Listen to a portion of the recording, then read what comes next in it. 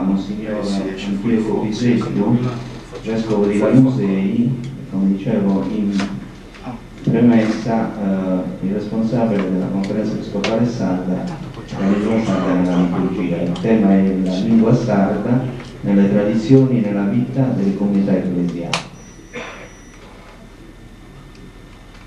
Gli termini da leggeri di cristianità sardo, la lingua mia è capitanesa, però non sei buono a fare un discorso adatto a questa assemblea in sardo. Posso tornare su saluto che adonavo professor Bellio un minuto vai, tenesi a conto che non si bene significava lo sapendo. Comunque sono contento di essere qua, di partecipare a questo dibattito che mi sembra di livello molto alto. Ringrazio con piacere gli organizzatori, tutti i presenti, soprattutto le autorità, già siete stati tutti salutati, qui del tavolo della Presidenza, il tavolo degli dei, ma poi ecco tutti quanti i presenti. Perché sono contento? Perché da sardo mi appassiono dei problemi della Sardegna e in questo momento anche dell'evoluzione della storia della lingua sarda, come giustamente è stato detto, segno di appartenenza caratterizza questo nostro essere sardo. Saluto quindi tutti i presenti e lo faccio anche, come è stato detto dall'amico Giacomo, come Presidente della Consulta per i beni culturali e ecclesiastici della Sardegna, in organo ufficiale della Conferenza Episcopale Sarda, che ha promosso la costituzione di una commissione per lo studio dell'uso della lingua sarda nella liturgia, che pianamente opera anche in mezzo a tante difficoltà. Questa commissione non è manco chiusa, che è aperta, fanno parte i docenti di linguistica sarda delle due università sarde di Cagliari e Sassari, altri esperti a vari livelli. La Commissione sta portando avanti la traduzione della Bibbia nelle due varietà di campidanese e lugudorese, un lavoro che è previo alla traduzione dei testi liturgici della Bibbia che alla Bibbia largamente attingono. Naturalmente è un cammino ancora iniziale di cui non sappiamo con esattezza quali saranno gli esiti e gli sbocchi. Se il popolo sardo, se i sardi vorranno la liturgia nella loro lingua, ci si potrà arrivare. Se i consensi non saranno tanto entusiasti, allora le difficoltà cresceranno.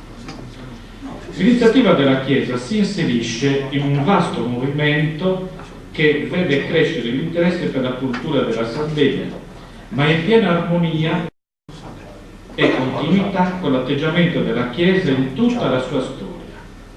La Chiesa si accosta con rispetto a tutte le culture per animarle dalla luce del Vangelo. La Chiesa, sorta in ambiente giudaico, è stato ricordato, si è subito aperta alla cultura greca e ellenistica del tempo e a quella romana.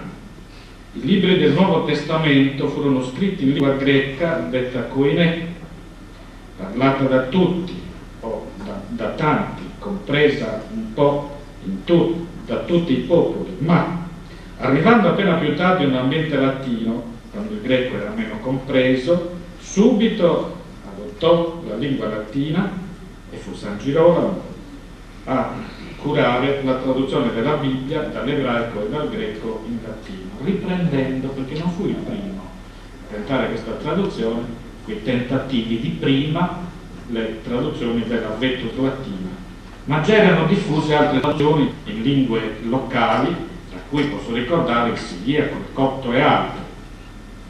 La coscienza di dover salvare la cultura latina e la comodità per la sua duttilità spinsero la Chiesa nei secoli dell'Alto Medioevo a rendere il latino sua lingua ufficiale. Dopo la dispersione del mondo romano rimase però la nostalgia dell'unità che l'impero aveva realizzato tra molti popoli, di cui la Chiesa si sentì erede. La lingua latina divenne allora universale, almeno a livello dei dotti, e segno quindi dell'unità, in qualche maniera almeno, del genere umano stesso, sotto il segno di Cristo. Così, sino all'affermarsi degli idiomi locali in Europa e in Italia specialmente, con le lingue neolatine. L'esigenza di tradurre nelle lingue che pian piano si stavano affermando i testi sacri fu subito sentita e seguita anche, specie nella predicazione. E commuove vedere con le prime testimonianze del volgare italiano proprio un cantico religioso, quel cantico di Frate Sore, che tutti conosciamo, di San Francesco d'Assisi. Stesso Dante, che usò il latino per le opere scientifiche, lui dava molta importanza a queste, poi trattando nella Divina Commedia usò il volgare fiorentino.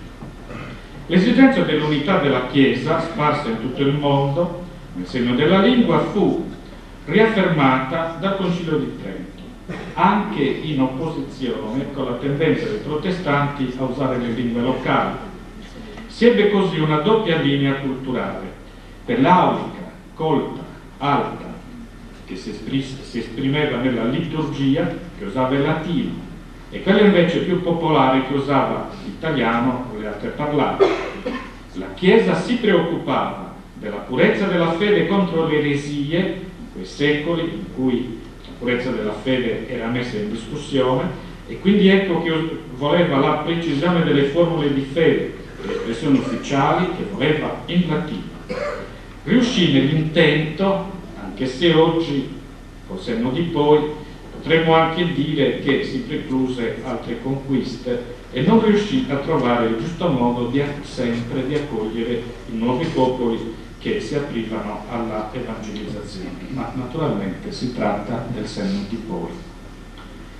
Così sino a questo secolo inoltrato, a cura anche del movimento liturgico europeo, la nuova cultura, dello stesso movimento biblico, che portarono poi le spinte verso il Concilio Vaticano II, che fece uscire la Chiesa dalla paura del mondo, la fece superare la sensazione di essere cittadella assediata, che doveva aprirsi, che doveva difendersi dal mondo, e veramente in molti periodi ne per ben motivo, visti gli attacchi di tutti i livelli di cui era sottoposta, specie della cultura illuministica prima, poi liberale e massonica e marxista poi, si aprì allora al dialogo, alla comprensione più profonda delle esigenze di spiritualità degli uomini di sempre, anche dei suoi nemici, o di quelli che si dicevano suoi nemici. La Chiesa non ha nemici.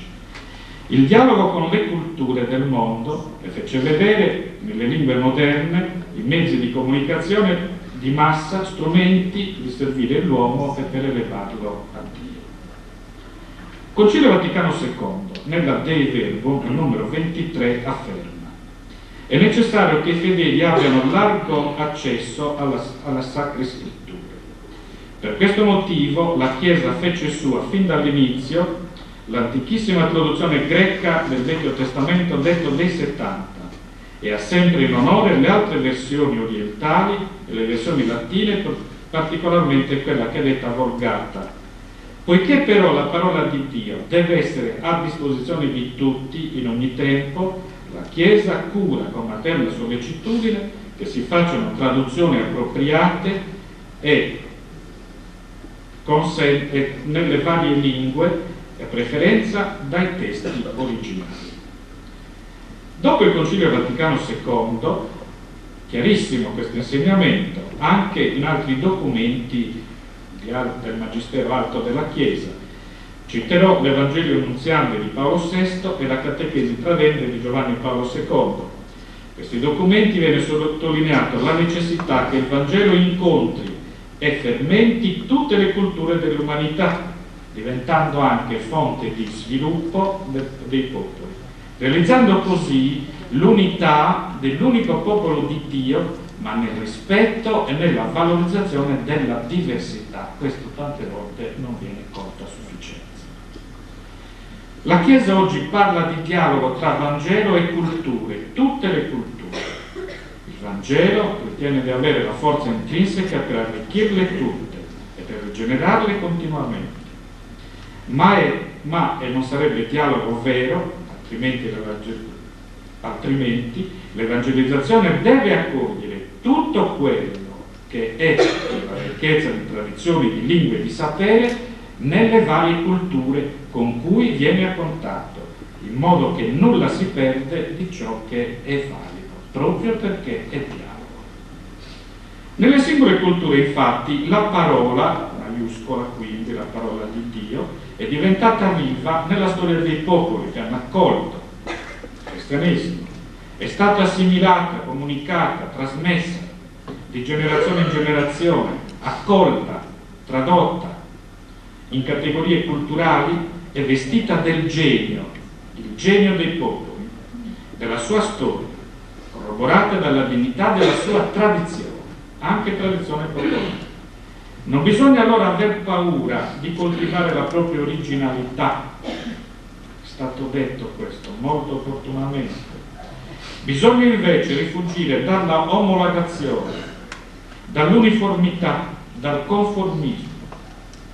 Gli episodi biblici della Torre di Babele e soprattutto della Pentecoste testimoniano la volontà divina di costruire l'unità del genere umano, ma anche nella diversità. Per quel che riguarda il dialogo tra le culture dei sardi e la Chiesa, il discorso è tutto, a mio avviso, da scrivere ancora. Non mi risultano opere specifiche in questo senso, a meno che, ma sono anche di questo parere, non prendiamo come testimonianza di questo dialogo della Chiesa con le culture tutta la storia della Chiesa in Sardegna. Mi pare che, facendo rapidissimi riferimenti alla storia della Chiesa sarda, non è stato un dialogo facile. Se pensiamo che all'inizio del VII secolo, tempo di Gregorio Magno, non era stata completata ancora l'opera di conversione al cristianesimo della Sardegna, ma poi è continuata con difficoltà fino ai giorni nostri, con spinte in avanti nel cammino dell'evangelizzazione e della civilizzazione, ma anche con sacchi di vuoto, anche con periodi in cui ci si ferma e periodi anche in cui sembra di tornare indietro. Parlo non soltanto di cultura cristiana, ma anche di civilizzazione, così senza aggettivi. Per quel che riguarda più specificamente la lingua sarda, potremmo riferirci alle tre dimensioni fondamentali della Chiesa, cioè l'evangelizzazione e la catechesi, il culto, la liturgia e la guida dei fedeli. Prendiamole una per una, almeno le prime due con un po' più di ampiezza. L'evangelizzazione. Che rapporto c'è stato tra la lingua sarda e l'evangelizzazione? Possiamo seguire con dovizia di documenti l'opera della Chiesa dal secolo XVI in poi. Possiamo distinguere allora varie forme degli strumenti di catechesi, quale la Chiesa ha usato la lingua sarda. Intanto ecco una prima categoria, i catechismi classici, in cui si è espressa la dottrina da conoscere e da credere da parte dei fedeli. Una recente indagine ne ha contato 86, ma ce ne potrebbero essere anche altri. Parlo di 86 catechismi scritti in lingua sarda. Il primo, possiamo ricordare, è in sardo logudorese del 1555. Fu edito dall'arcivescovo di Sassari Salvatore Alepos.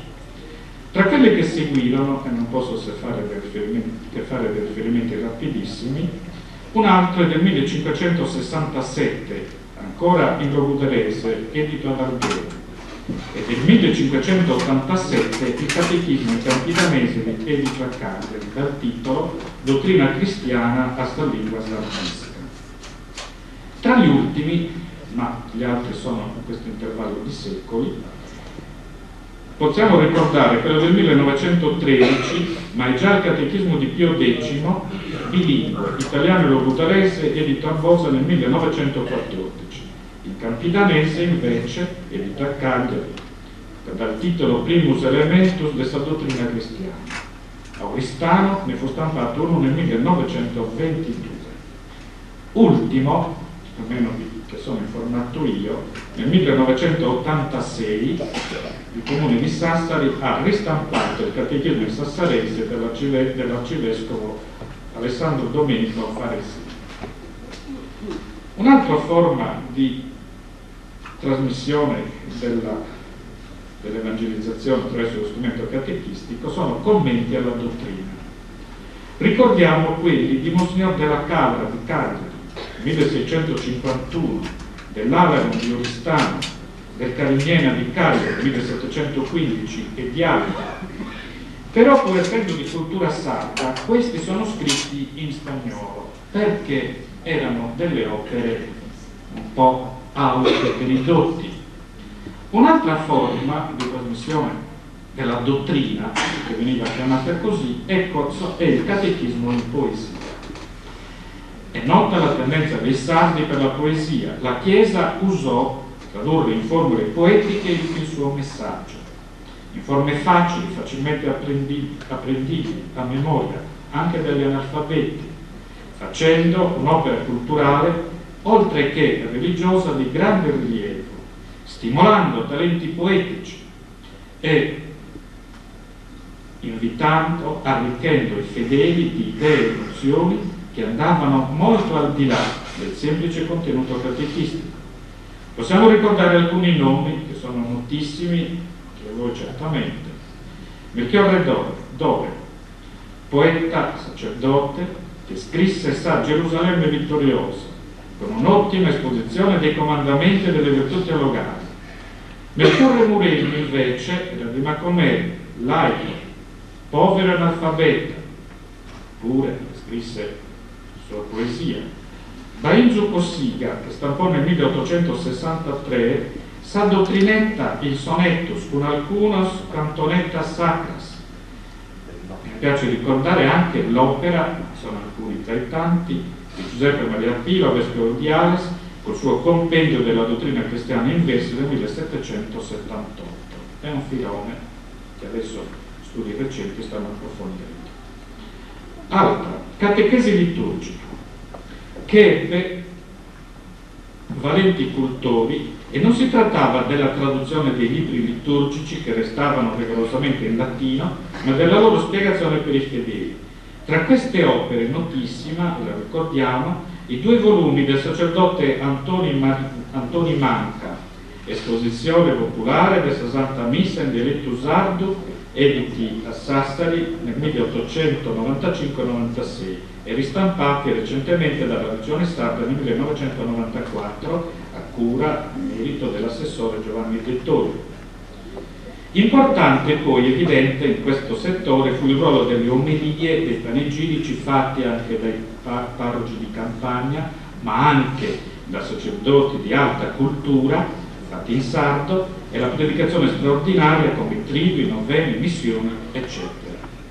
Per ricordare le prediche in sardo di Monsignor Agostino Sava, illustre studioso di storia della Chiesa, che si trovano, non sono stampati, meriterebbero di essere stampati.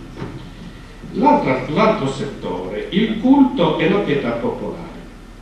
La Chiesa, è vero, non ha ancora ammesso la lingua sarda nella sua azione liturgica, ma ha promosso e favorito altre espressioni di pietà popolare. Ricordiamo la venerazione che la Chiesa ha verso la liturgia, che considera preghiera ufficiale di tutta la Chiesa corpo mistico di Cristo, cioè del capo e delle sue membra. La Chiesa venera la liturgia proprio perché non è azione sua, ma è azione diretta di Cristo. Cristo glorioso, di fronte al trono di Dio, come dice la lettera agli Ebrei, semper vivens ad interpellandum pro nobis, ma continua la sua azione salvifica a favore degli uomini su questa terra. Per questo nessuna azione liturgica è lasciata al caso o all'improvvisazione.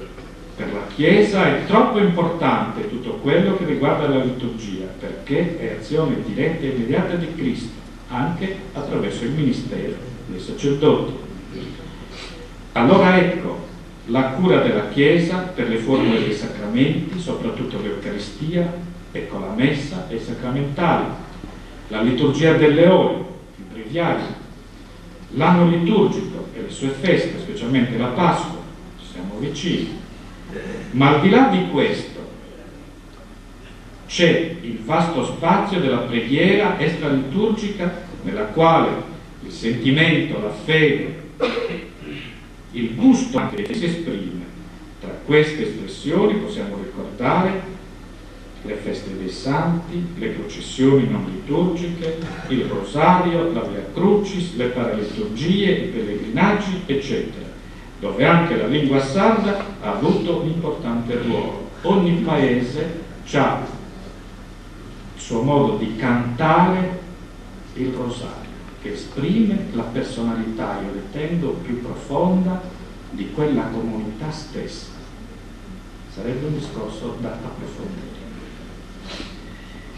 O ancora, ecco il canto dei gozos o goccios, le preghiere e i canti della passione, penso che tutti ne conosciamo, magari ci siamo ispirati adesso, ci siamo commossi, nel grado della nostra fede continueremo ancora a usarlo.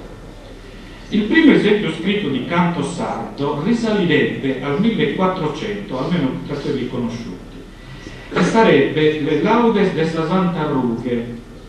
Un altro dello stesso periodo, Lauda di Nostra Signora de Sa Rosa, studiata dallo storico Damiano Filia già nel 1935. È datata al 1450, anno più, anno meno, circa.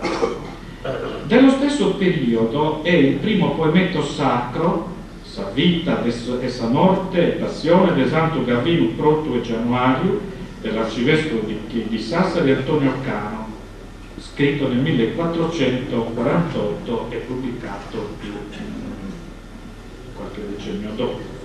Questo genere letterario si diffuse talmente nei secoli seguenti che oggi ancora in molte zone della Sardegna non c'è festa o santo che non abbia i suoi gozos. Oggi ci sono pregiate raccolte di essi, alcune con interessanti note critiche, altre meno accurate, ma certamente molto preziose. Questo genere di preghiera poetica sarda è ancora viva in molte zone della Sardegna. Molte persone anziane continuano a pregare il santo con queste poesie, con queste forme poetiche che hanno imparato da bambini. Ma per d'altronde, nella stessa Cagliari, i goccios de Sant'Effis sono conosciutissimi e cantati per un omaggio in altre circostanze nella sua chiesa con grandissimo trasporto, con grandissima fede e con grandissima gioia, trovando l'antica anima santa. Com'è oggi la situazione? L'apprezzamento della lingua sarda e il suo uso comune durò fino alla metà circa di questo secolo. Nei primi decenni, mi ricordava anche qualcuno tra i presenti, era molto più diffusa e addirittura anche nelle scuole elementari si dava un qualche insegnamento di santo che poi mi pare nel primo periodo fascista fu abolito. Lo spartiacque può essere visto nella seconda guerra mondiale. Nel dopoguerra l'istruzione diffusa, i frutti del nazionalismo centratore del fascismo che mal sopportava le autonomie anche culturali, l'insegnamento dell'italiano nelle scuole e la convinzione, peraltro giusta, che chi parlava sardo scriveva in cattivo italiano, portarono al deprezzamento. La Chiesa continuò però a usare il sardo, almeno per qualche decennio, nelle prediche, almeno in qualche predica. Lo stesso negli anni 60 ricordo parroco che la prima messa faceva l'omelia in sardo. Continua ancora a usare i canti e alcuni, come il Dios di Salve Maria, è di uso comune anche nella Chiesa ed ebbe l'onore, e questa è una cosa molto importante come precedente, di essere incluso nel repertorio delle cappelle papali nella beatificazione di Suor Maria Gabriella Saghetto e Antonio Agnesi. Questo è un fatto importantissimo. Quando ci arriveremo presenteremo alla Santa Sede la richiesta per la liturgia di lingua sarda, ci potremo riferire certamente a questo. C'era lei, Presidente? Sì. Cosa interessante.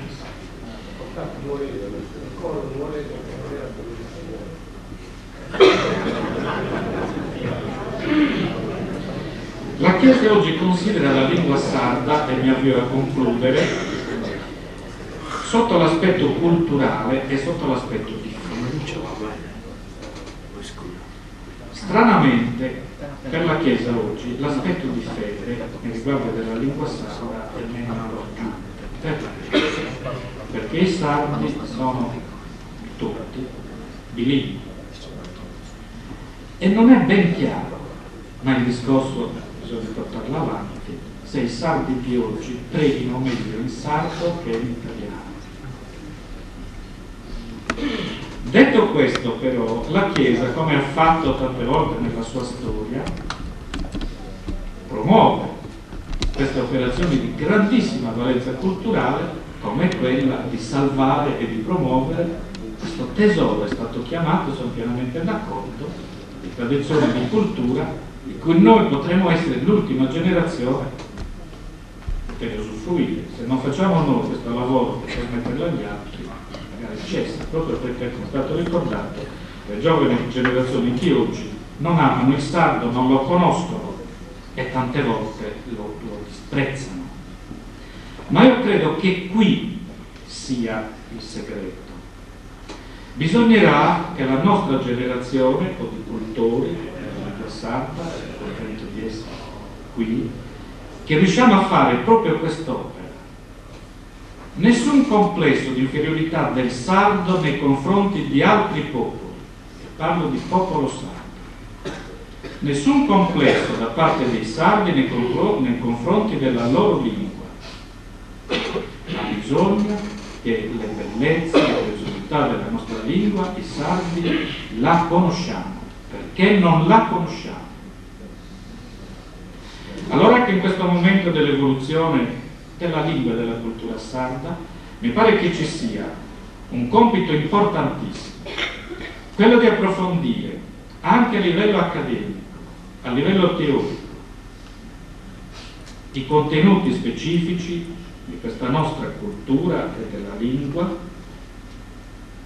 proprio perché, apprezzandola noi, la mettiamo nella nostra mentalità stessa, allo stesso livello di altre lingue, che poi siamo portati a usare la lingua italiana per comodità. Questo è evidente, non perdiamo quel minimo di consenso, perché questo, che oggi sia opportuno, sentendo la nostra identità sarda profondissima, sentirci italiani e sentendoci italiani e sardi europei, e quindi che ci sia necessità di conoscere il francese e l'inglese, questo è evidente, perché altrimenti l'accentuazione posta sulla lingua sarda ci isolerebbe, ci ghettizzerebbe. Ma invece la posizione è questa, e ne sono convintissimo, penso anche voi, da sardi, con la coscienza della nostra dignità e della nostra identità, verso l'Europa, ma verso l'Europa o verso il mondo, capaci di trattare alla pari con tutti, perché ecco, non ci mancano né le doti di intelligenza né gli strumenti attraverso cui questa intelligenza si manifesta, ecco gli strumenti culturali, anche linguistici. Perché la lingua sarda in tante zone viene vista un po' così ed è apprezzata da varie categorie? Anche perché ecco, siamo in grande ritardo nei confronti di una letteratura. La letteratura in sardo è povera, non è tutto sommato, salvo eccezioni, potrei farne parecchie eccezioni, di altissimo livello, per cui ecco, non so se qui ci siano professori di università, però mi pare, sarebbe molto opportuno che o l'università con l'aiuto e sponsorizzazione della regione promuovesse l'edizione di quella che mi piacerebbe chiamare biblioteca sarda, in cui ci fossero edite tutte le opere scritte in lingua, varietà campidanese, varietà logudorese o altre, che nella storia sono state fatte. Così si vedrebbe che cosa c'è e sarebbe la base per progredire ancora, perché il sardo, la lingua sarda è una lingua viva. Non dobbiamo musearla, Dobbiamo continuare a usarla e continuarla a farla evolvere, anche perché, vedete la difficoltà che incontriamo, almeno che incontro io, a dire queste parole, questi discorsi che tutto sommato non sono complessissimi, perché altro che facere discorsi filosofici, per un certo punto ho usato l'italiano. La lingua sarda adesso, nelle due varietà, non sembra, o c'è molta difficoltà a esprimere questi concetti, ma la lingua deve evolversi. Ritengo che questo, da parte della Chiesa e da parte delle altre istituzioni che vedo qui degnamente rappresentate, questo sia un compito che ci impegna per il futuro. Grazie.